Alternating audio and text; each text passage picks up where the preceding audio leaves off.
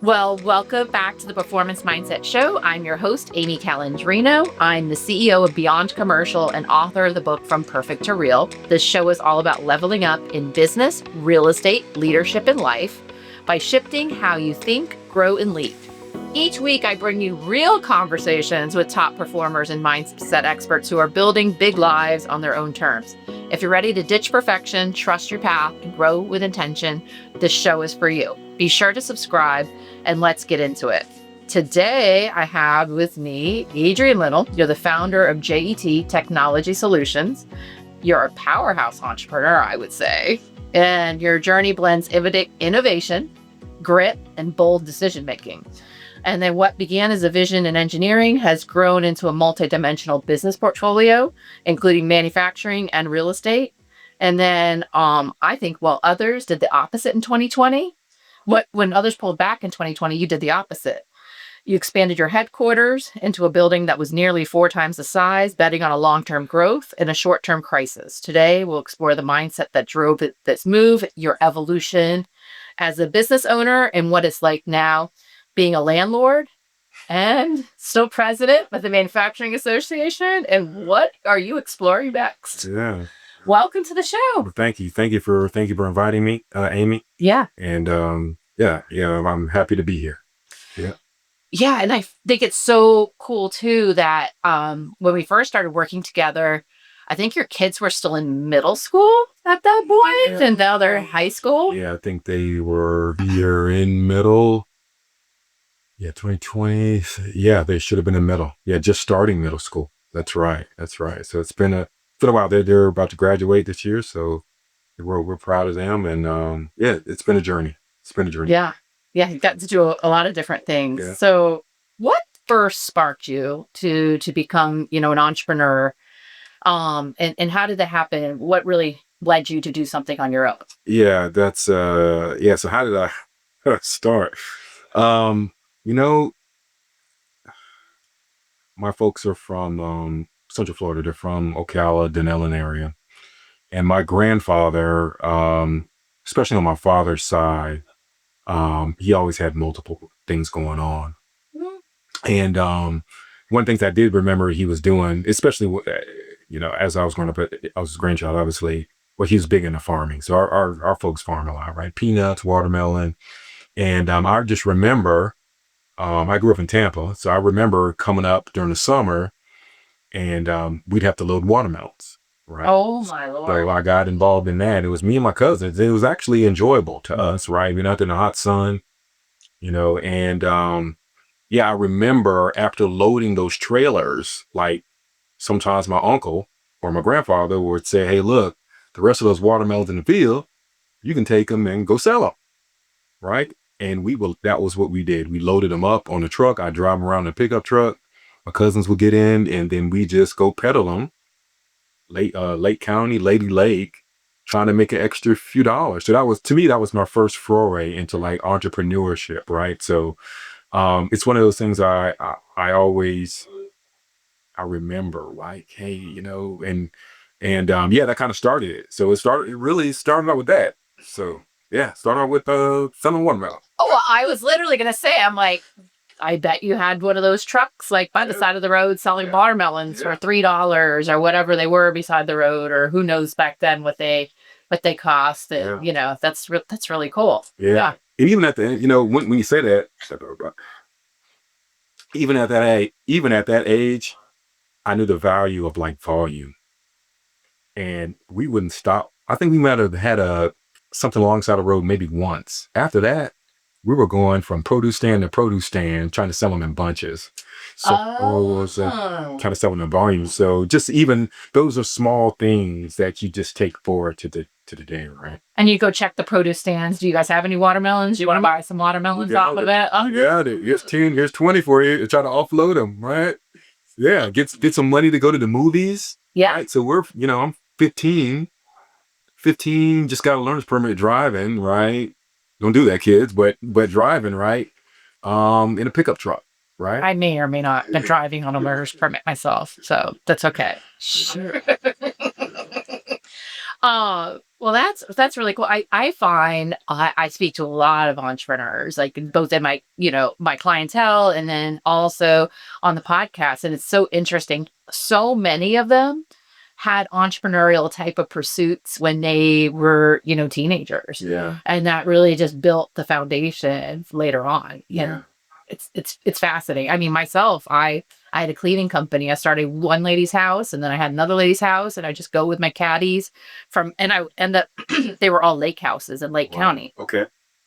I was like Lake Minnehaha and stuff. And so I had some nice houses, and some houses would be one weekend and some would be the other. My mom would just drop me off and Wow. she'd go swimming at a lake nearby or something like that and then come and pick me up later. But that was like my first entrepreneurship. Yeah. I mean, you'd be surprised where it starts, right? You'd be surprised where it starts. And in the neighborhood I grew up in Tampa, it was kind of in the country, so it wasn't really like the lemonade stand thing that the kids do. It wasn't going to take, right. It just wasn't many people there, right? And so I never did that. So, but I had the opportunity to do other things with my family, right? So you just come up with stuff, and kind of as the only child at that time, you just have nothing but time on your hand, right? Generally, you're just sitting there by yourself, right? So you just try to figure stuff out, right? So that was one of the constructive things I did as a child. Yes. So then obviously you went away to school and all those things. Then how did you eventually decide to start your own business? Or do you want to talk a little bit about your journey after being a teenager and what kind of led you to have your own company? Yeah, no, it's good, Amy. So I went away to school, went to Florida State, Okay. right? And during that time, my grades weren't all the way there, right? They weren't all the way there. Actually, not many people know, but I actually got booted out my first year, right? And back then, right now you can go online, right? It was I think back in '96, it was just when the internet was kicking off, right? So it was emails. We were just learning how to do that. Yahoo.com, Netscape, Oh yeah. right? AOL, that going on. And you'd have to call in and get your grades at the end of the semester. And I remember calling in the first semester, and they were like, "Oh, you're on academic probation," right? And then when I called in after the second semester, spring semester, they said, "Don't come back, don't come back. You're out." Oh. And so had a talk with my father, and we went back and talked to I think his name was Dean Finney up at the College of Engineering at FSU. And that was his forte, right? With student relations. And, we went over, he said, "This is what you need to do. I'm gonna let you back in. This is what you need to do." And I did. From then on, it was like, it was seriousness, right? Yeah. It wasn't playing around.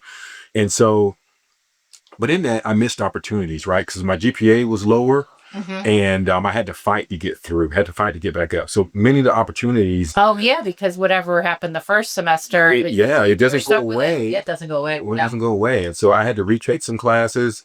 But even at that, when it came time to do internships, I wasn't able to do that, right? Oh. So I I so I spun to another thing, and that was one of my professors was offering undergraduate research to be undergraduate research assistant. Her name's Dr. Alano. Okay. And she brought me up under her wing, right? And so with that, and just kind of going through school last year, sitting around with some of my buddies, it's like, what are we going to do in the first 5 years? It's like, man, I want to do my own thing. That's really where it came to be, right? And that's really what sparked it. So my intention from then on, from my senior year on, was to work 4 to 5 years, get as much experience as I can, Mhm. and then do something. Don't know what it is. Invent something, sell something, Yeah. but do something, right? And that's really where it started, right? So but even then, like I said, I didn't know what it was going to be. I had a plan. I didn't have much industry experience because I couldn't intern, right? I didn't have the interns, and that kind of held me back from getting what I thought was kind of some real deal opportunities. Yeah. But I think it all worked, right? I started to learn to make my own way, make my own path, right? So yeah. Well, I never worked for another commercial real estate brokerage. It's been my own since the beginning. I had a friend be my broker. So, and you can figure it out. Like, you got the right mentors. Yeah, that's right. That's right. You probably are pretty big on well, I know you are. You're really big on mentorship in your company. Yeah. And I think probably that's like a big part because of what happened to you. Yeah, yeah, and my path was, I don't know many folks that have a straight path, right? It's got zigzags in it. It's got valleys. It's got high points, right? And it's got periods of stagnation. And 2014, I hit that point of like, it was a low. It was really a low. And consider shutting the company down. Had a business associate at the time, made me an offer, said, hey, look, move in with me, give you a chance to reset, build your business back up. We'll have a deal, right? We can grow my business as well. And that's what I did. And he provided the mentorship that I had today. Because, look, I was an engineer by degree. Right. The engineer degree didn't come with management experience. It didn't come with organizational leadership. It didn't come with change management. It didn't come with emotional intelligence. It didn't come with many of these things that we know about today. Yeah. Right. And I had to learn those things, right? I had to learn how to manage, had to learn how to build a team. And those are the things that I learned from him. That's amazing. So how long did that kind of transitory kind of period take? That was about 5 to 6 years. Wow. Yeah, 5 to 6 years of grinding, starting at the bottom again, resetting, right? Being mentored every day just on business, right? Paying the price because you're still doing business, right? So the lessons aren't free, right? Lessons use the tax to be paid, right? So I'm paying those taxes, and as I'm paying those taxes and through experience, it's really it's searing into my brain, like, hey, this is what you do, this is what you don't do, this is the structure you need to have, these are things you need to say, this is the way you need to carry yourself, like all of those things, right? Oh, I can relate. I had a hard time for the longest time having the difficult conversations like with my team and in leadership and leading with more like EQ versus IQ because I'm very facts and very analytical and like just learning how to do that. And I had to, get that a lot from like coaching or seeing other people that have gone past that period in their business and learn. So whether you have a small team or a big team, you gotta have some leadership there. Yeah. And I think the big things for us too, being entrepreneurs, you've already got that lightning rod in you that you can do it better. You can do it better. I can do it by myself, right? And that's not reality, No, right? it's not reality. Yeah. Yes, we can start it. We can provide the spark, but ultimately you need a team. You need a team of people. You need someone to believe in the vision, and then you need things change, right? So you need training, right? We need training constantly, right? There's certain things that I'm prone to just personality wise. Oh, right. That I need someone to remind me, like, hey, Adrian, you can't do that. You can't say that, right? It says better to do this or better, right? And I think having those guardrails makes it much easier. And so those are the things I take forward to my team as we continue to build it out. Is, hey, as we bring people in, bring the leaders in, it's not just leaving them by themselves, right? They need mentorship. They need leadership training, and just making sure that they have the support, that they're being supported, right? And not only just like on the business side, but like personal development as well. Oh, just it's the whole person. If you don't know what somebody's long-term goals are, their hopes and their dreams and what makes them tick and all that kind of stuff, it's just not it to me it seems like it's more of like a transaction versus a relationship. And I think a relationship that you can have with your team is so much more powerful. Yeah, that's good. That's right. You're right. I was just thinking, I haven't ever thought about it that way, but that's really what it is. And I think I think for a long time in my leadership, I'll be candid. I probably haven't said this on the podcast before, but I think I've been afraid sometimes of like I leaving up more like a wall in myself. And I think probably having the podcast and letting my wall like letting myself letting that guard down has been good, and it's helped me immensely in my business and different relationships, friendship and otherwise. So because it's a good, good part of you to, you still want to keep certain things like private to yourself, but Yeah. but being a little bit more human. Yeah. Yeah. And you know what? I can say I wasn't that. Oh, I wasn't that because I remember distinctly, a mentor telling me that, like, hey, you need to do such and such. And I'm like, what? That was like, but I'm older, I'm more mature now, and I can say, you know what? Yes. Now, like you said, do you reveal everything 100%?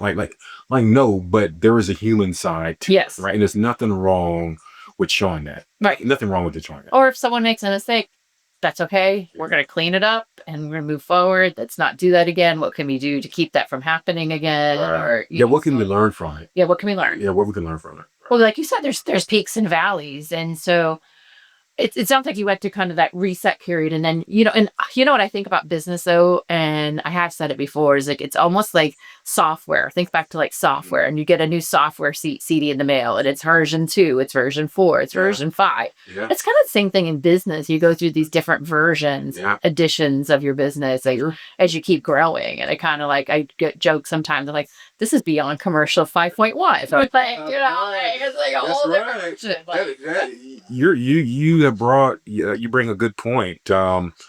I'd say it kind of like relationship wise, right? I'm married, and you have to evolve in order for it to work. You both have to evolve together, right? Both have to evolve together, right? You're not the same people, right? Not the same people, right? Yes, you have the same values, some of the same virtues, but things change. Environments change. The world changes. COVID hits. Well, yeah, that's right. Yeah, I mean that, and it takes someone. You gotta.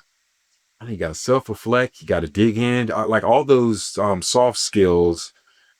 But you got in all of that, you gotta remain committed. If you're committed to that one point, right? You figure out a way to work it out, right? Yeah. Hey, this is the point we're not going to cross. But we'll figure out the rest, right? And I just think of I think of all relationships like that, right? They have to go through that time period in order to build, so that you can refer back. Right. And I think that requires a certain amount of mindset. I think we have this immediacy in our culture where you want this here and you want this now. And I feel like in a business, in a relationship, it's not like you can turn on a dime. You can make these changes and the refinements, but it's gonna be more like a zigzag. It's not gonna be like all of a sudden you made a U-turn and everything's all great and it's better. It's 100%. It's interesting. So you brought up a great point in COVID. It was really interesting.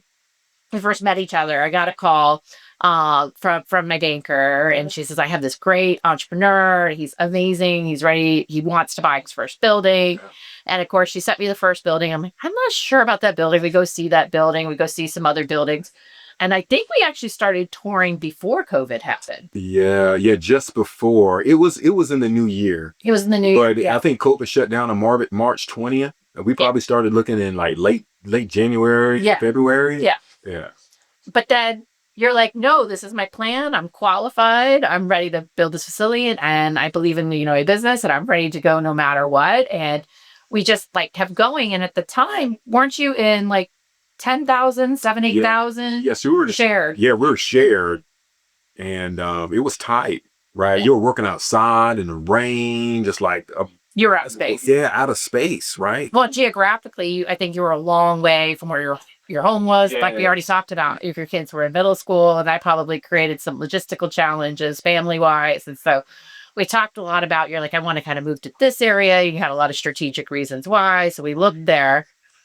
So how big of a facility did you end up getting? You went from 10,000 square feet shared to now 47,500. Yeah. Right? So over quadrupled it, right? Yeah. And it's been a boom for us, right? Yeah. It fit into my wife's and I our overall wealth strategy, Yep. right? Legacy, right? And obviously it's helped build our business out as well. So it was a great move. A lot of times you don't see it that way because you're just making moves, right? You're just making moves, and Yeah. And you're in it. yeah, And you can't, yeah, you're in it. and but yeah, we learned about commercial real estate. You know, obviously I learned a lot from you in that.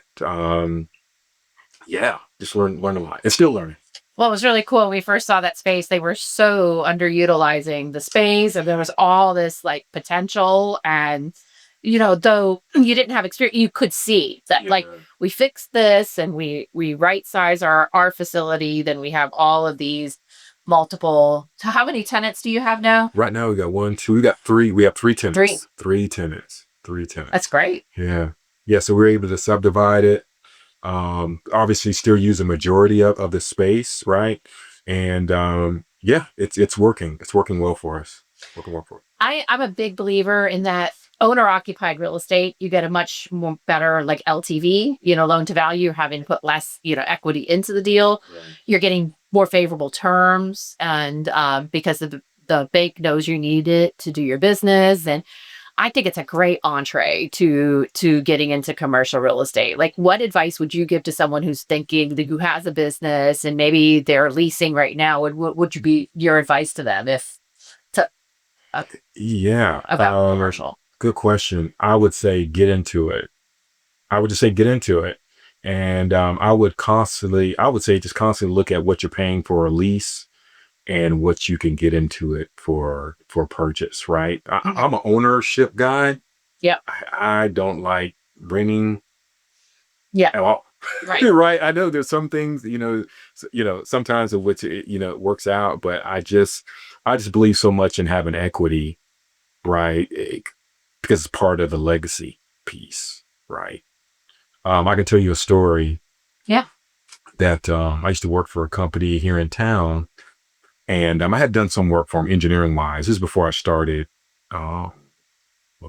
JE Tech, and my boss came to me and was like, "Hey, we're gonna give you a raise." And I told him once he gave it to me, I said, "No, give me equity, give me stock options. That's what I want. Oh, I want the stock options." And he was like, "You sure?" I said, "Yep." Because that was my way of getting equity, right? That was my first. Yeah. And it was small, but it was small, but it meant so much to me because now I had a piece right. of the company, right? I was a shareholder, and then two, I had something that was going to pay me whether I went in to work or not, Right. and I can consistently get checks every quarter. And to me, that's what it was about. It was my first foray into equity ownership, right? So I just believe in so much. So if you're going to do it, you can build your own, right? So I'm a big believer in ownership. So Owning your destiny. owning your destiny. You're right. You're exactly right. Which just like hit me. For having great conversation. I'm like, oh yes, I can totally track now. Yeah. Do you think there was any kind of mindset shift that you kind of went through at all when you were going through the acquisition of it? Or it sounds like to me, you always had the mindset that you want to own and you want to be able to kind of control your future. Or was there anything you had to do to keep yourself moving forward? Did you have any periods of doubt? Yeah, there's always that. Yeah. But you just I was at a point to where it was untenable. Right. It was untenable. Like, hey, we're pushing space. You guys are growing. We're growing. We're not getting the attention that we feel we need. Right. Something's got to go. Right. So we couldn't go back. You gotta start a new path. We gotta go. We have to go. And that's the way I saw it. Right. Yeah. I knew I was hesitant maybe after COVID, like what to do. Like everyone was trying to figure out what to do. And I remember you encouraging me to say, look, no, we need to keep pushing forward, keep pumping. Okay, cool. Let's not slow down. Right. Well, I thought it was a really good deal that building was. Yeah, you're right. I was like, you caught this building at the perfect time because at first they were trying to sell it as an investment. And there wasn't then enough lease term left on it to make it really saleable as an investment. Right. And then, of course, then all of that's going on, and they were kind of tired of it being listed, and they were just like, we have our facility, we're about to move, we need to get rid of it. And so it was just, Yeah. the timing was, Yes, it was God. Two it It is. was God's time. it was God, it was God's time. It was Right, God's he time. had it. Yeah. He had it. So, yeah. Yeah. Oh, it was pretty cool. How many employees did you have when you first moved in, and how many do you have today? I think when we moved in, we had 20, 15, 18 to 20. Mm-hmm. Today we've got 39. Wow. We've doubled. We've doubled. Mm-hmm. Yeah, that the transition is a little rocky, right? A little rocky, but we go through it. I mean, just go through it. You go through it, right? You learn, you do the best you can, and you keep delivering to customers, right? And yeah, you're better for it once you get to the end. So I want to talk a little bit about manufacture, because you're in manufacturing, Sure. and a lot of people don't know how big of a player Florida is as far as nationally manufacturing. Are we like the top 10 state now? Yeah, I think we're in. Yeah, I think we beat New York from what I heard. We're up there. Yeah. We are up there. We've got 6,000 manufacturers just in Central Florida area. Wow. Which is huge. I think definitely less than like 5% are part of Manufacturers Association of Central Florida. Yeah. Right. So we've got to do better on getting the word out and educating folks about what the organization can do for them. But yeah, this area is right. I mean, we have the Space Coast, right? So we've got major players at the Space Coast, utilizing those the resources out there. And then we've got folks all up and down Florida, right? That are doing different things, from making candles to elevators to tools to 3D printing, all kinds of stuff. I was looking through the roster, the different manufacturers you have, but then to think that you have 6,000 total, and then you have like three to 600 members, or how? Or low, it's less than 10%. Right. So I think it's less than 5. Right. So like I said, we've got to do a better job. And that's part of my thing is to raise awareness about it. Right. So, but yeah, tremendous opportunity. It is. And then I think when they broke apart Florida into all the different sections, I think Central Florida on a per capita basis, actually, we produce the most manufacturing. Yeah. So which is just surprising. And I think at this point we're outpacing tourism. So when everyone thinks about Florida, they think about tourism, but really at the heart of it, it's manufacturing. Well, it's interesting. I have actually a couple clients that manufacture. I should probably tell them about the manufacturing associates. My bad. Yeah. But they do things for Disney and Universal, so they're actually tangential to it. So we could have manufacturers that are a variety of different things, but then also they could be producing goods for Disney or, for their rides. And so we have tourism, but then tourism feeds manufacturing, but also manufacturing is so standalone. And then going back to COVID, because of COVID, now everything has come over more stateside. Yeah. Yeah. Which has been, again, another boon for that was the right conditions. I mean, you're right again. I mean, COVID really opened up everyone's eyes as far as our supply chain, right? And how we were so dependent upon other countries besides ourselves, right?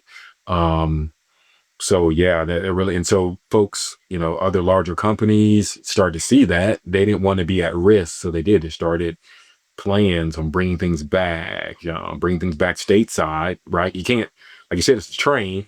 Can't turn the train one fell swoop. All the cars will run into each other, right? You got to turn it slowly, right, and systematically. So that's happening. Will all that stuff come back? I think I heard, will Apple bring their iPhone back? I don't know if we get $3,500 Apple. There's some things that just won't come back, right? But there's a lot of things that will. Well, yeah, probably clothing and Because you think about clothing, we probably pay the same amount today as people paid in the 80s. I mean, I found something the other day that was like one of my items, and it was like, like overalls, Oshkosh bagosh, actually made in Wisconsin. And I think my mom said it was like $15 back then. And I think that's how much we spend when we go to like Target. And if we were to pay like actual prices nowadays, I don't think we would want to pay. So I think it's a balance. Yeah. And so, we're definitely more of global.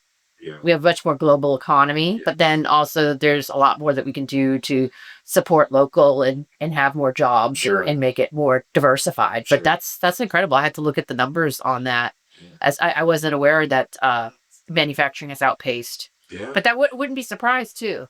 Yeah. I mean, it's one of those things, and it's done it, Amy, it's done it. Florida makes us say it.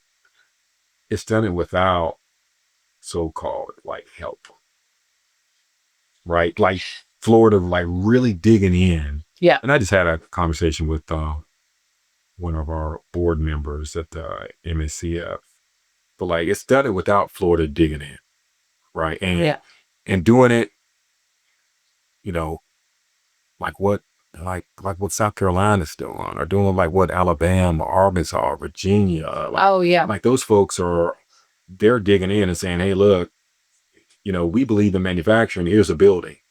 Yeah. We believe in manufacturing. Here's some land. Oh, yeah. There's not been as many incentives. I remember there's another company that is in the MACF that I did help them with their like facility. And they're like, well, I'm looking at this other country, this other state versus Florida. Yeah. And, but ultimately Florida won out because of a lot of other reasons. Our talent pool here in Orlando is really continuing to evolve and become better. It's great. So we'll put on a little commercial for Orlando. Right. I was here in Orlando before it was cool. Okay. Yeah. And I think you too, right?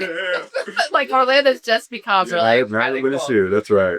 If what do you feel like is really inspiring you right now, or maybe helping to push you and innovate you, right now? What's the big thing that's pushing you? Wow. I think it's a couple things. Legacy. Okay, yeah. That's big. It's big. So legacy, impact/impact. Yeah. So how much impact can I have, or can our company have, or, outside the walls, right? How many lives can be changed, right? So that's one.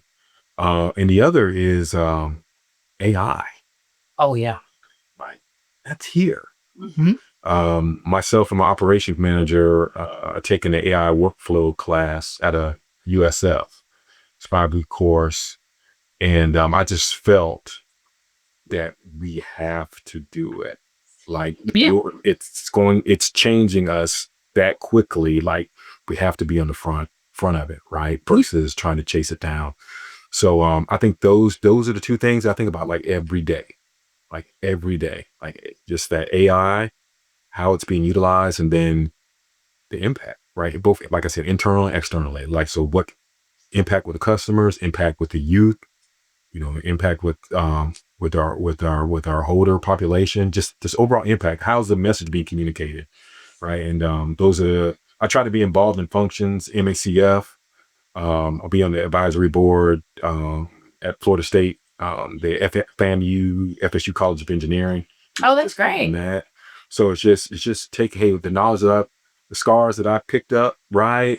Hey, I want to be able to give them be able to communicate that, and say, do it this way, right? Advise them this way. So that's amazing.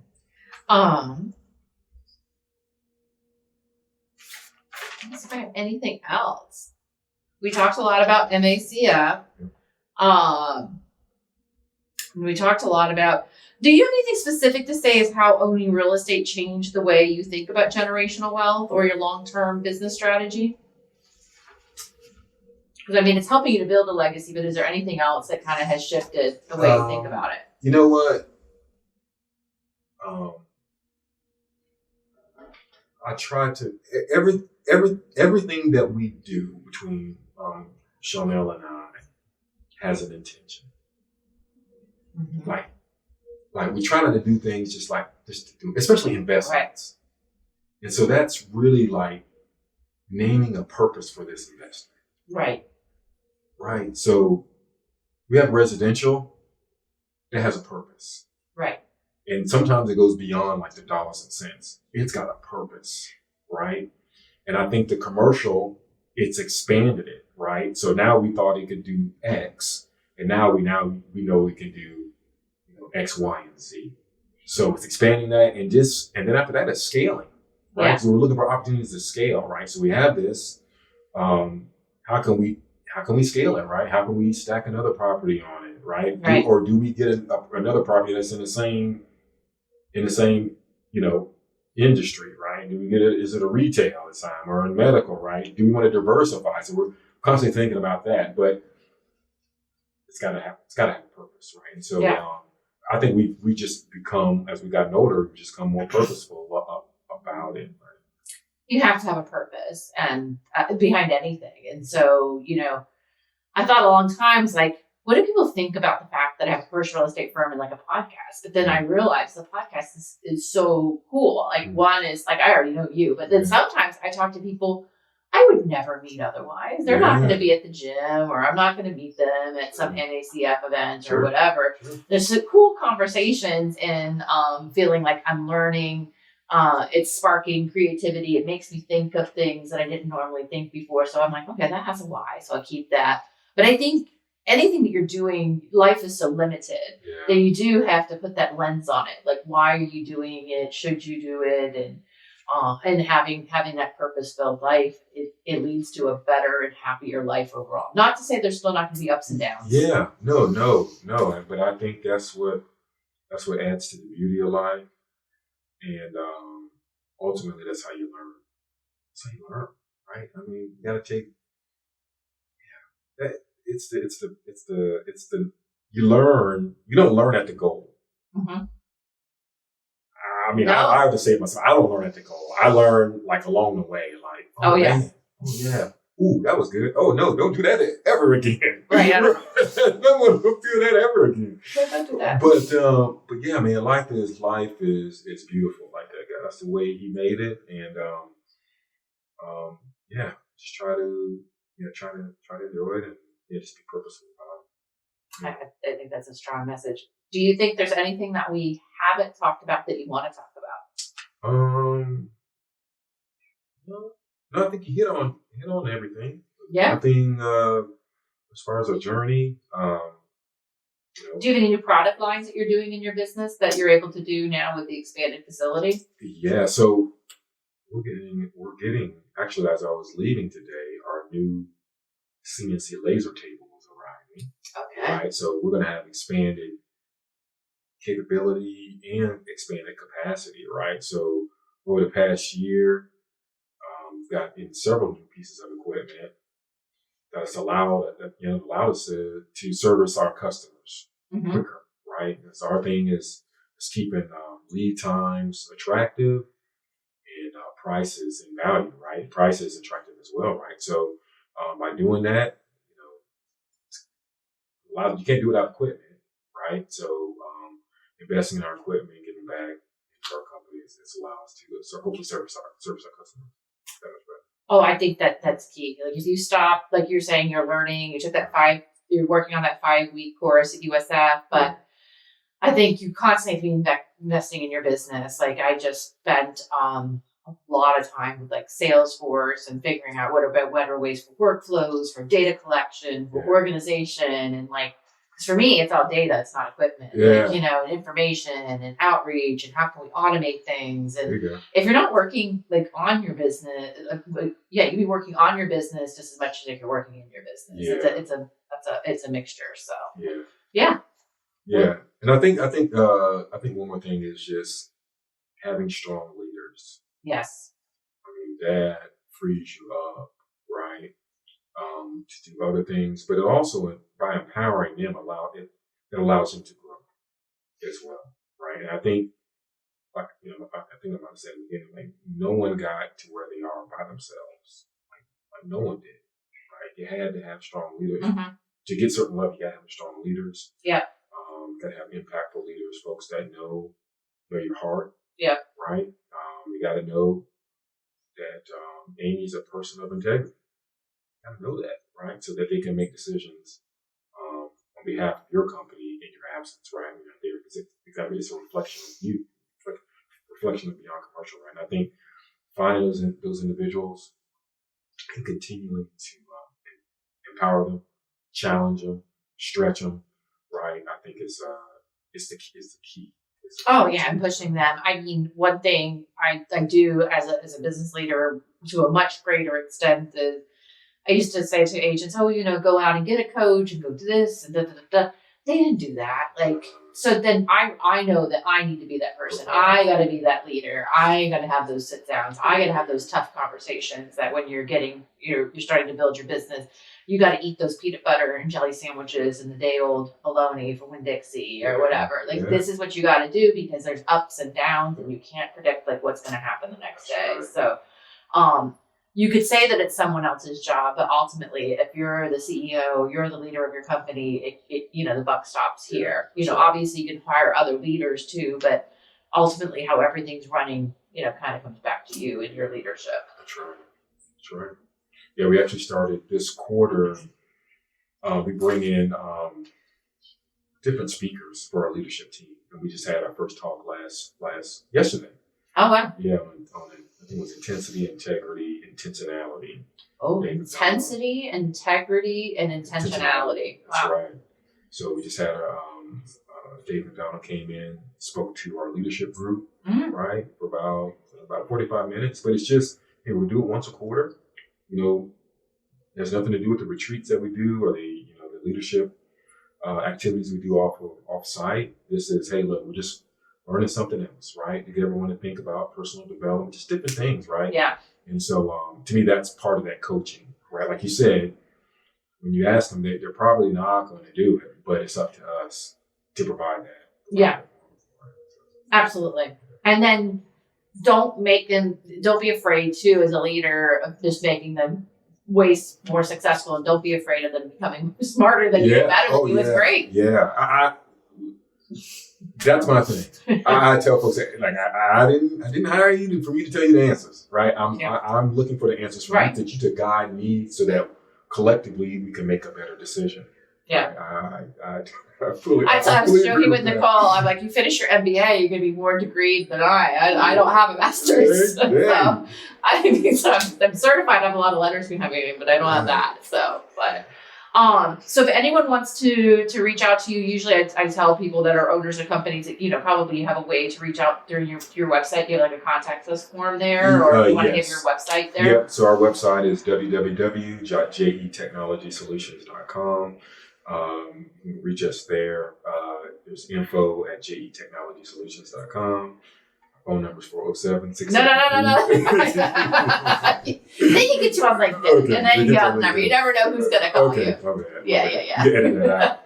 Edit it out, man. But no, some people do, and then I'm like, you never know where this gets aired again and again. Although I guess you could find it. Somebody can really find you. But no, you're good. Okay. All right. You're good to LinkedIn, websites, all those kinds of things. So that's awesome. Well, This has been good. Let me close this out. Okay. I want to thank everyone for listening to the Performance Mindset Show.